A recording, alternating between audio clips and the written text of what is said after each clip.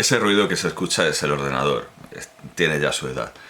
Recientemente me he interesado por la represión de los monzonistas por parte de Santiago Carrillo, esa represión estalinista dentro de las filas del Partido Comunista, porque cuando se habla de los comunistas caídos en la guerra civil y en la represión, hay que contar también los comunistas caídos a manos de los propios comunistas y después reprimidos por los propios comunistas. El ordenador realmente tiene su edad, pero estamos hablando de un personaje provecto, tanto Santiago Carrillo como el historiador del que vamos a hablar. Interesado pues por los monzonistas, la represión del monzonismo, vi que tenía la oportunidad de comprar la enorme y muy actualizada biografía de Santiago Carrillo por Paul Preston. El zorro rojo. Uno dice, bueno, el zorro rojo parece ponderativo, parece admirar. Claro, madre mía, esto. Supongo que el ruido de cafetera se escucha. El zorro rojo. Un zorro es un animal astuto. Todo lo contrario que una zorra. Si a la pasionaria la hubiera llamado la zorra roja, sería desde luego una biografía insultante, insoportable, intolerable. Pero así como la zorra es enormemente despectivo, el zorro es ponderativo. Bueno, el zorro rojo. Y además, no sé si alguien lo llamaba así, aparte de seguramente él mismo. Él se consideraría el zorro rojo. Pero bueno, en fin. Digamos que es una biografía, por lo tanto, a favor de Santiago Carrillo. Por este título que, si es insultante, es un asteísmo. Y es ponderativo, es un elogio, el zorro rojo. Bueno, pues a pesar de que Paul Preston no me simpatiza en absoluto, a pesar de que creo que sus historias sobre la guerra civil tienen lagunas enormes, empezando por no tratar lo que ocurrió en Guinea. Guinea era parte de España y Paul Preston parece no conocer que existía Guinea. Bueno, por muchas razones no me simpatiza Paul Preston, pero digo, hombre, una biografía tan extensa, tendrá muchas fuentes, tendrá muchos documentos, será interesante, me sacará de dudas sobre el monzonismo. Y cuando fui a comprar esta edición tan rebajada de la biografía de Carrillo, El zorro rojo, por Preston, vi que tenía también la oportunidad de comprar, también a un precio irrisorio, Carrillo miente, de Ricardo de la Cierva, catedrático de historia, 156 documentos contra 103 falsedades, editorial Fénix, serie máxima. Bueno, esto ya revela un poco el fin de la historia, porque he hablado de la biografía de Paul Preston y no la he sacado porque no la tengo, y sí puedo mostrar Carrillo miente. ¿Qué ha pasado? ¿Por qué, costando ambas una cantidad ínfima, por qué solo me he comprado Carrillo miente? A pesar de que en un principio la reacción que me producía este libro era bastante negativa y bastante adversa, porque esto está muy lejos de la historia imparcial. Desde luego, es historia polémica, el título desde luego ya revela que no es parcial, pero tampoco lo es el zorro rojo. El zorro rojo es ponderativo, Carrillo miente, deja bastante claro desde la portada que el libro está en contra de Santiago Carrillo, como Homer Simpson, eso es mentira, o marrana. Bueno, pues eso, está en contra clarísimamente no es historia imparcial, es historia polémica. Y en un principio uno rehúye los textos apologéticos, los textos hechos a base de una idea inicial que luego, casi por un procedimiento escolástico, se demuestra así, con muchas citas, pero al final esto no es historia imparcial, ni por lo tanto historia, esto es apologética, incluso filosofía política, si se quiere, pero no es historia. ¿Por qué me he comprado, sin embargo, y a pesar de tenerlo tan claro, Carrillo miente, a pesar de tener tan claro que esto no es historia, que esto es apologética? ¿Por qué me he comprado Carrillo miente y no El zorro rojo? de Preston. Bueno, pues hay una edición digital de Carrillo Miente, que se puede ver da igual lo del ruido, porque como esto va a ser una presentación larga, es como lo que decía Hugo Chávez a propósito de las duchas socialistas, que no hay que dejar que el agua se caliente, que no estamos para gastar agua. Bueno, pues igualmente, si yo espero a que el ordenador deje de hacer ruido, que en algún momento deja de hacerlo, pues mejor empezar con los medios que tenemos y hagamos una ducha socialista. Fui a ver lo que dice Ricardo de la Cierva de Paul Preston. Y como digo, hay una edición digital, porque si yo busco Paul Preston en el índice, bueno, puede que salga. Lo que pasa es, la verdad es que Pretel, no viene.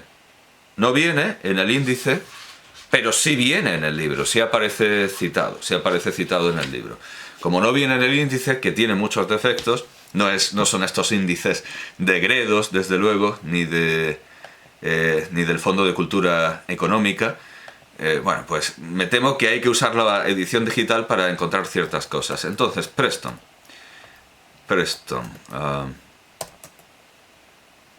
Vaya, pues... sí, aquí está. En la bibliografía comentada. Bueno, puedo leer... para la época de Franco, 1939-1975, la bibliografía que Ricardo de la Cierva recomienda es esta. Ricardo de la Cierva, Historia del franquismo, 2 volúmenes, Barcelona, Planeta, 1975 y 77. Ricardo de la Cierva, Jesuitas, Iglesias y Marxismo, Barcelona, Plaza y Janés, 1986. Ricardo de la Cierva, Oscura rebelión en la Iglesia, Barcelona, Plaza y Janés, 1988. Ricardo de la Cierva, Franco, Biografía Histórica, Barcelona, Planeta, 1982, 6 volúmenes. Planeta en el 82 estampaba y vendía biografías de Franco franquistas en 6 volúmenes.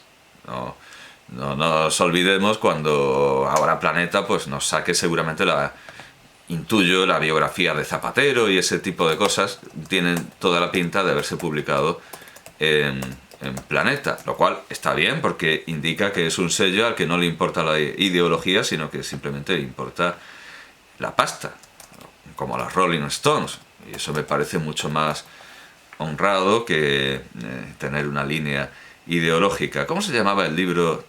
Es que he puesto zapato en lugar de... no sé en qué tenía la mente. Efectivamente, El dilema, 600 días de vértigo, de José Luis Rodríguez Zapatero, creámonos que lo ha escrito José Luis Rodríguez Zapatero, está editado en Planeta. O sea, efectivamente, Planeta edita de todo, incluyendo biografías franquistas de Franco en 6 volúmenes.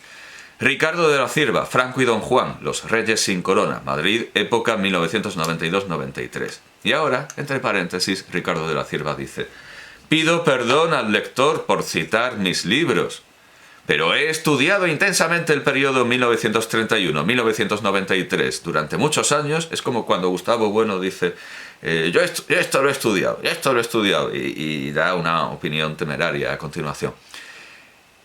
Durante muchos años, y debo referirme a ese marco histórico y de investigación.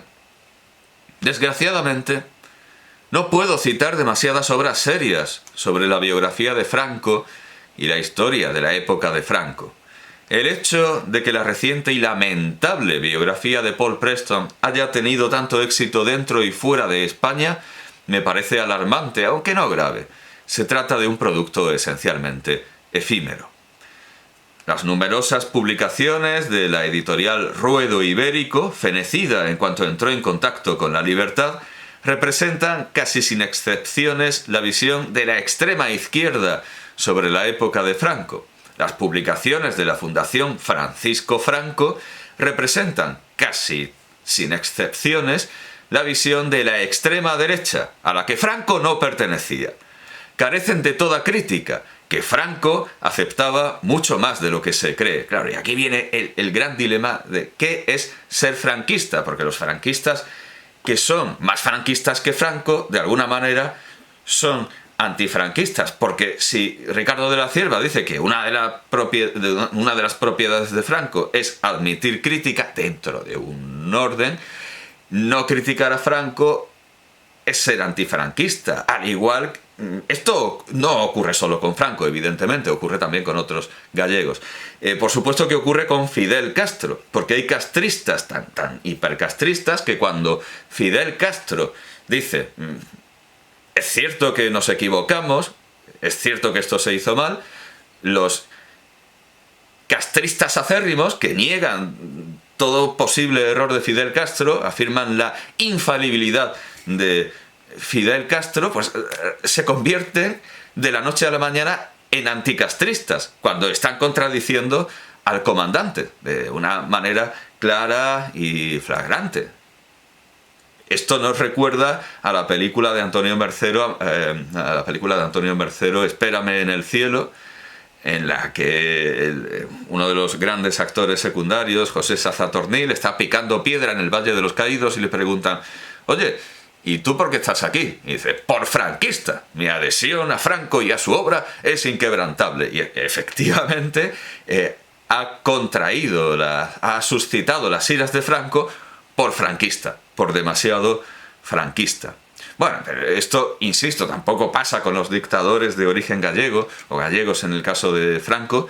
También ocurría con los propios nazis, porque había nazis que eran tan nazis que tenían que ser apartados por los propios nazis. Por ejemplo, Heidegger era tan nazi que los nazis decían: hazte a un lado. O nazis tan nazis que no es que fueran apartados, pero sí que desagradaban mucho, sí que resultaban muy repulsivos y repelentes a los propios nazis, como Streicher.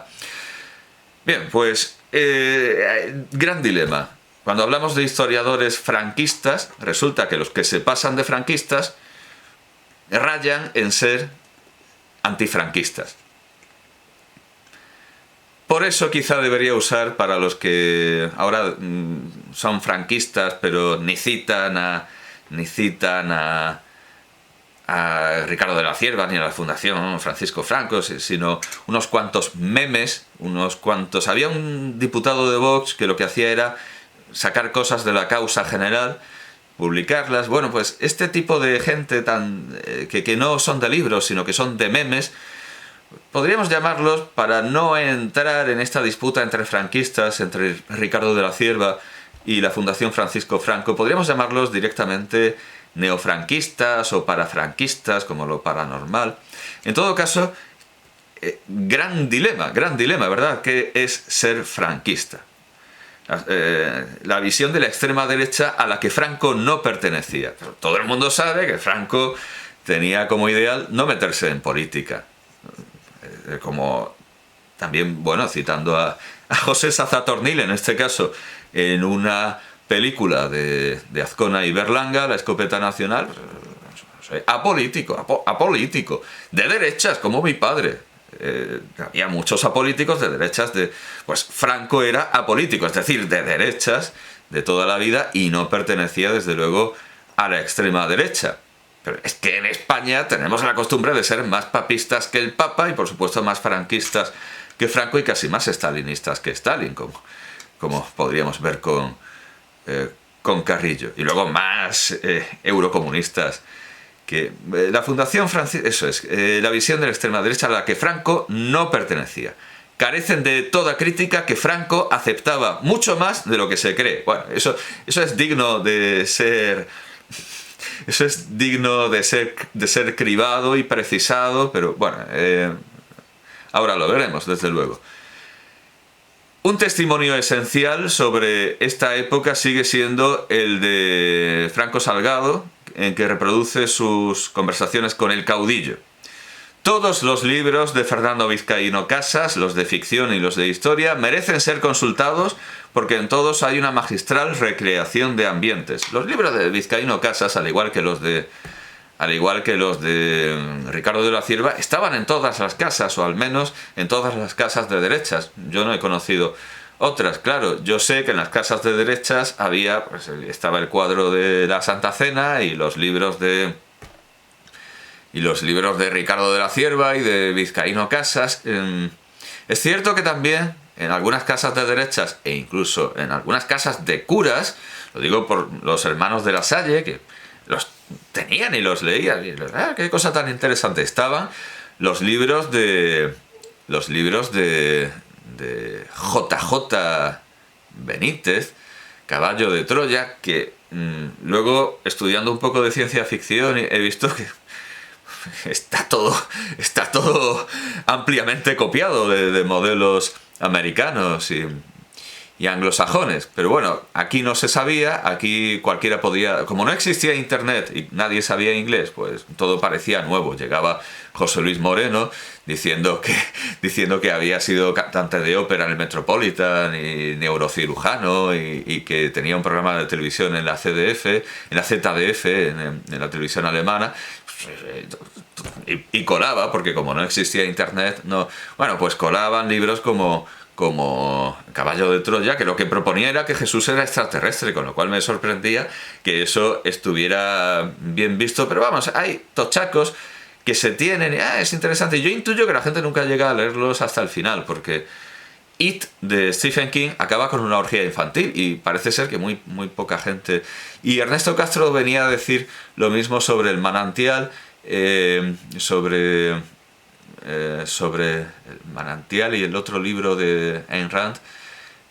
Bueno, el caso es que ahí no es culpa de los lectores, porque Ernesto Castro notó que en la edición castellana se había eliminado, en una de las novelas de Ayn Rand, se había eliminado una violación que no estaba en la traducción castellana y sí estaba en el original.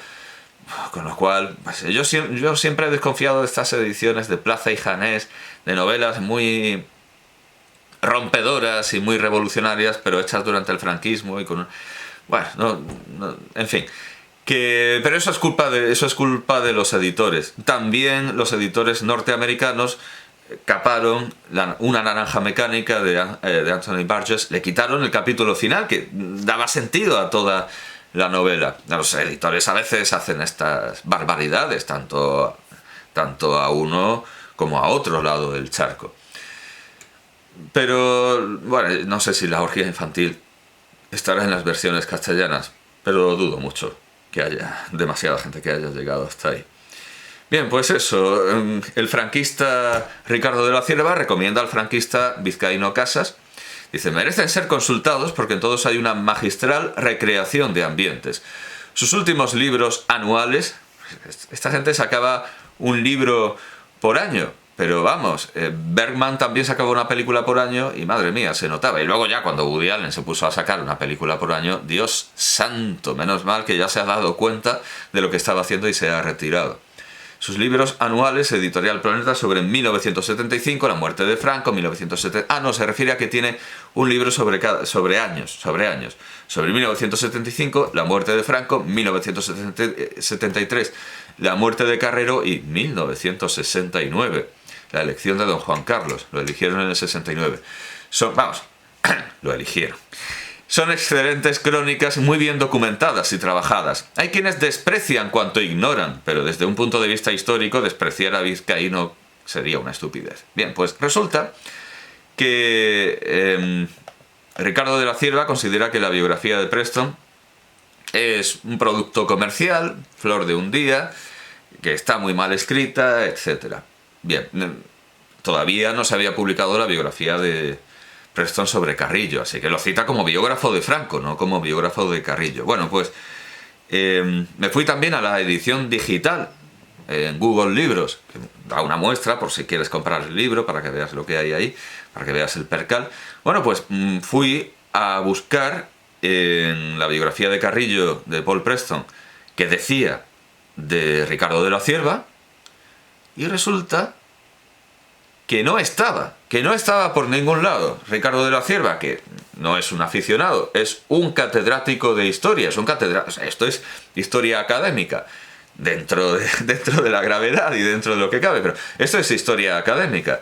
Y un señor que escribe la gran biografía sobre Carrillo, el Zorro Rojo, Paul Preston, no cita en ningún momento a Ricardo de la Cierva, ni para sacar datos de él, que alguno tendrá, digo yo, ni para rebatirlo, ni siquiera para juzgarlo de manera general desde las alturas olímpicas, con lo cual no me merece ningún crédito el libro de Paul Preston, porque Ricardo de la Cierva dedica una pincelada a Preston y no se había ocupado todavía de Carrillo. Pero esto de, teniendo este libro, este tochaco, no citarlo, ni siquiera para decir Ricardo de la Cierva miente, pues evidentemente no me merece ningún crédito, no me merece ningún respeto Paul Preston. Me he ido al diccionario ACAL. ACAL es una editorial que no es Planeta, es una editorial claramente de izquierdas. Me he ido al diccionario ACAL de historiadores españoles contemporáneos, de Gonzalo Pasamar Alzuria e Ignacio Peiró Martín. Es un diccionario interesante y uno se pregunta, ¿pero tantos historiadores españoles contemporáneos hay? Como para... Sí, hay un montón. Bueno, pues es interesante porque en cada artículo viene nacimiento, muerte, origen social, por supuesto el de Ricardo de la Cierva, pues es una destacadísima familia de ingenieros, en la cual hay víctimas de la guerra civil. También hay muy destacada en la vida del gran director franquista Sáenz de Heredia, pero estas víctimas no tendrían por qué condicionar que fueran franquistas, porque podrían perfectísimamente ver a Franco como a un traidor, alguien que no hizo lo suficiente por salvar. Eran franquistas.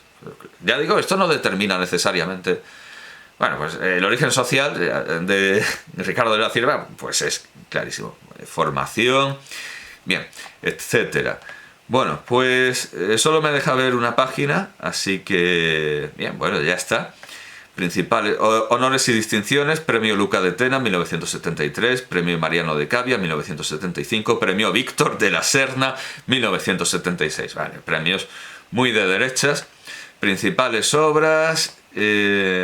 orientación política. Estaba en el comentario lo que quería leer. Colabora habitualmente en la sección de libros de ABC y otras publicaciones como Blanco y Negro, Diario de Barcelona, Primera Plana o Ya, todo prensa de derechas. Divulgador y propagandista de la historia contemporánea y en particular del franquismo. Utiliza la modalidad de la publicación en fascículos.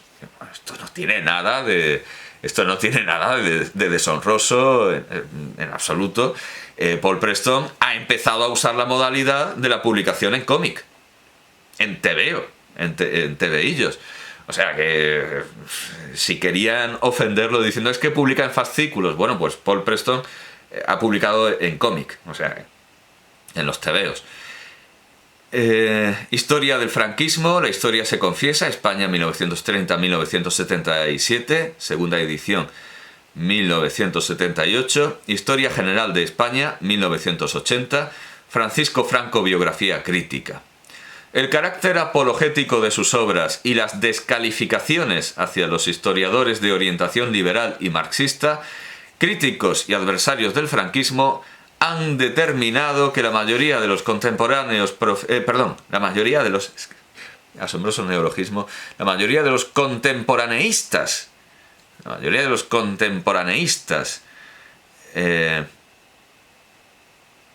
profesionales, pero vamos a ver, ¿qué más profesional que ser catedrático de historia? Es que lo tratan como si fuera un aficionado, pero este señor ha sido catedrático de historia. No puede decir que sea un aficionado, como intentan, es que escribe por ahí, por fasciculillos, y... O sea, un poco de seriedad. Los contemporaneístas profesionales le hayan dado la espalda en los últimos años.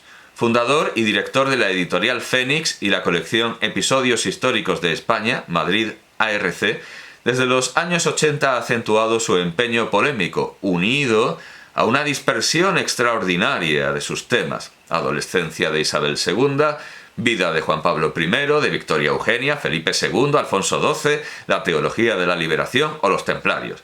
En este sentido, no ha tenido dudas en autopublicarse obras como La historia total de España del hombre, La historia total de España, del hombre de Altamira al rey Juan Carlos, lecciones amenas. amenas, bueno, él se lo dice. Lecciones amenas de historia profunda. Y lo de profundo también se lo dice él mismo. Madridejos, Fénix, 1997. Bien, luego da una pequeña bibliografía. Bien, pues yo creo que habría que abandonar, por el carácter apologético de sus obras, a Paul Preston. Y qué mayor descalificación que directamente hacer como si estos libros no existieran. Bueno, vamos a ver la explicación que en este propio libro hay sobre la autopublicación. Y esto no será difícil. Claro, buscando... pues sí, parece ser que... Bueno, voy a buscar Fundación Francisco Franco. Sí, aquí está este pasaje. Odioso ruido. Vamos a ver. Dice Ricardo de la Cierva en este libro: nadie puede mejorar las críticas y las acusaciones que sus compañeros comunistas arrojan al rostro pétreo de Santiago Carrillo. Pero a mí lo único que me interesa es sofocar la provocación de sus malas memorias como homenaje filial a Ricardo de la Cierva Codorniu, mi padre, como testimonio para toda España, y singularmente para la juventud española tan desorientada en la universidad actual por los profesores comunistas y sus desinformados compañeros de viaje. Se me dirá, desde el campo de la historia roja, la historia no debería tener adjetivos, pero los tiene, que en la zona nacional hubo también crímenes. Carrillo se recrea en recordarlo y exagerarlo. Pero es verdad, aunque las víctimas de la represión en la zona nacional fueron mucho menos numerosas, menos de la mitad que en la zona roja, bueno, aquí ya estadísticas sacadas de... Y jamás se produjo en la zona nacional una serie de matanzas comparables por su número, su crueldad y su sadismo a las de la provincia de Madrid, dominada por la República. Hombre, Badajoz, ¿no? El bombardeo de la carretera de Málaga. Pero en este libro no estoy tratando ese problema. Vale, pues por ahí se va a salvar. Me refiero exclusivamente a las falsedades de Santiago Carrillo, entre las que destaca trágicamente su versión acerca de las represiones en Madrid durante la Guerra Civil. No se me puede acusar de no referirme a lo que no constituye el objeto de este libro. Ya digo que Paul Preston, cuando habla de la Guerra Civil y no habla de Guinea, sí que falta su cometido de hablar de lo que tiene que hablar, porque tendría que haber hablado de Guinea. Aquí, en un libro que se llama Carrillo miente, bueno, pues no... bueno, sí podría decir que, como Carrillo dice, que hubo más crímenes en la zona nacional, pues estaría bien demostrar que no hubo crímenes en la zona nacional, pero como eso no se puede hacer de ninguna manera, por más fantasía y empeño que se ponga, bueno, pues evidentemente no se habla aquí de los crímenes de la zona nacional. Aunque he hablado, dice, de la represión de la zona nacional y de las falsedades de la zona nacional en otros libros, y he de volver sobre el problema. Este libro, en fin, es un nuevo grito contra la censura, y esta es la justificación de por qué se autoedita. Esta es la justificación de Ricardo de la Cierva de por qué no ha dudado ahí con desparpajo en autoeditarse. Aquí Ricardo de la Cierva se justifica por autoeditarse. Este libro, en fin, es un nuevo grito contra la censura. He sufrido la censura del general Franco, que cortó, o sea, al final, este franquista Ricardo de la Cierva se presenta como víctima del franquismo. He sufrido la censura del general Franco, que cortó personalmente una serie histórica mía en televisión española porque reproduje imágenes verídicas del 14 de abril, aunque luego no tocó ni una sola línea de mi biografía sobre él. Pero su comprensión la ha estropeado tenazmente la llamada, no sé por qué, Fundación Francisco Franco, enquistamiento histórico del búnker. Me censuró el almirante Carrero por mi decidida defensa de las librerías españolas contra los ataques de la extrema derecha, aunque también me distinguió con su afecto y pienso defenderle de quienes le atacan sin conocerle. Me censuró don Carlos Arias Navarro al oponerse a que yo presentara un libro en que se le mencionaba, y no con desdoro. Me censuró el primer gobierno de UCD por mis artículos en El País. Y luego el muy democrático diario El País tomó el relevo de